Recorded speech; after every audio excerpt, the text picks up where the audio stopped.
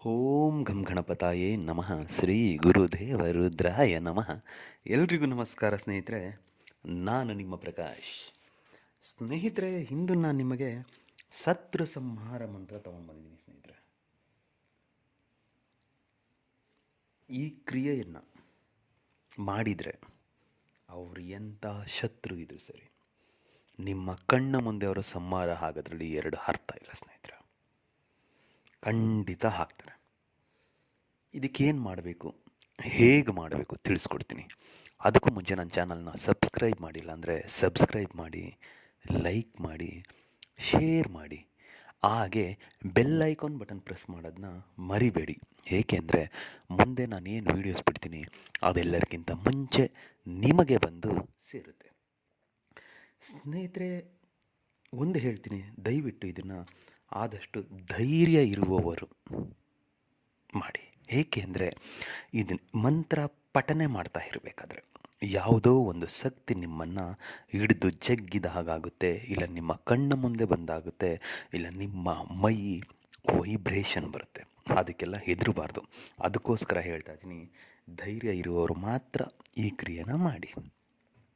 ಸ್ನೇಹಿತರೆ, ಈ ಕ್ರಿಯೆಗೆ ಬೇಕಾಗಿರೋದು ನಿಮ್ಮ ಶತ್ರುವಿನ ಫೋಟೋ ಬೇಕಾಗುತ್ತೆ, ಮತ್ತು ಅವರ ಹೆಸರು ಬೇಕಾಗುತ್ತೆ, ಅವರ ತಾಯಿಯ ಹೆಸರು ಬೇಕಾಗುತ್ತೆ, ಮತ್ತು ಒಂದು ಮೊಂಬತ್ತಿ ಬೇಕಾಗುತ್ತೆ, ಮತ್ತು ನಿಮಗೆ ಹಾಕೊಳ್ಳೋದಕ್ಕೆ ಕಪ್ಪು ಬಟ್ಟೆ ಬೇಕು. ಇಲ್ಲವಾ ಕೆಳಗಡೆ ಕಪ್ಪು ಬಟ್ಟೆ ಹಾಕೊಂಡು ಕೂತ್ಕೊಳ್ಳಿ. ದಿಕ್ಕು ಬಂದು ದಕ್ಷಿಣ ದಿಕ್ಕು. ವಾರ ಶನಿವಾರ. ಸಮಯ ಬಂದು ರಾತ್ರಿ 9ರಿಂದ 2 ಗಂಟೆ ತನಕ ಮಾಡ್ಬೋದು ಸ್ನೇಹಿತರೆ. ಒಂದು ನೆನ್ಪಿಟ್ಕೊಳ್ಳಿ, ಈ ಕ್ರಿಯೆ ಮಾಡುವ ದಿನ ಯಾವುದೇ ಕಾರಣಕ್ಕೂ ಮಾಂಸ ಎಣ್ಣೆ ಮುಟ್ಟಿರಬಾರ್ದು. ಮತ್ತು ಈ ಕ್ರಿಯೆ ಮಾಡಬೇಕಾದ್ರೆ ನಿಮಗೆ ಒಂದು ಮಂತ್ರ ಕೊಡ್ತೀನಿ. ಆ ಮಂತ್ರನ ನೀವು 1008 ಸಾರಿ ಪಠನೆ ಮಾಡಬೇಕಾಗುತ್ತೆ. ಪಠನೆ ಮಾಡುವಾಗ ನೀವು ಯಾವಾಗ ಕೂರ್ತಿರೋ ಕುಳಿತುಕೊಂಡು ನಿಮ್ಮ ಕ್ರಿಯೆಯೆಲ್ಲ ಮುಗಿಯೋ ತನಕ ಮೊಂಬತ್ತಿ ಉರಿತಾನೇ ಇರಬೇಕು. ಯಾವುದೇ ಕಾರಣಕ್ಕೂ ಮೊಂಬತ್ತಿ ಆಫ್ ಆಗಬಾರ್ದು. ಅದನ್ನು ನೀವು ನೋಡ್ಕೊಳ್ಬೇಕು. ಎಲ್ಲ ಕ್ರಿಯೆ ಮುಗಿದ ಮೇಲೆ ಇನ್ನು ಮೊಂಬತ್ತಿ ಉಳಿದಿರುತ್ತೆ ಇನ್ನೂ ಸ್ವಲ್ಪ. ಆ ಮೊಂಬತ್ತಿ, ಆ ಫೋಟೋ ಅವೆಲ್ಲ ತಗೊಂಡು ಹೋಗಿ ಸ್ಮಶಾನದಲ್ಲಿ ಹೂತಾಕಿ ಬರಬೇಕು. ಹೀಗೆ ನೀವು ಮಾಡಿದ್ದೇ ಆದರೆ, ಅಂದರೆ ಅವತ್ತು ಕ್ರಿಯೆ ಮುಗಿಸಿ ಅವತ್ತು ರಾತ್ರಿ ನೀವು ಸ್ಮಶಾನಕ್ಕೆ ಹೋಗಲ್ಲ, ಮರುದಿನ ಹೋಗಿ. ಇದನ್ನು ಕರೆಕ್ಟಾಗಿ ಮಾಡಿದ್ದೇ ಆದಲ್ಲಿ ನಾನು ನಿಮಗೆ ಚಾಲೆಂಜ್ ಮಾಡ್ತೀನಿ, 100ಕ್ಕೆ 100% ನಿಮಗೆ ರಿಸಲ್ಟ್ ಸಿಗುತ್ತೆ.